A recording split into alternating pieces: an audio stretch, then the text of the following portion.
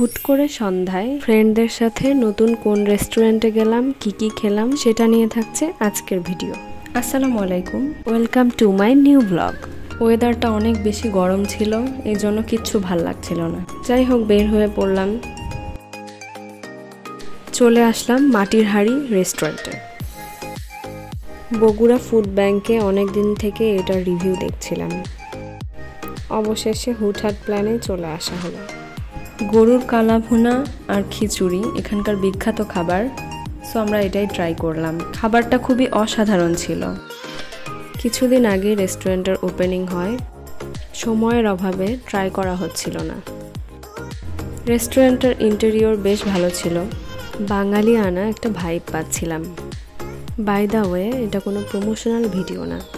খাওয়া দাওয়া শেষ করে আমরা অনেকক্ষণ আড্ডা দিই। আড্ডা দিতে দিতে কখন যে রাত 9টা বেজে গিয়েছে খেয়ালই ছিল না। এবার রুমে ফেরার পালা।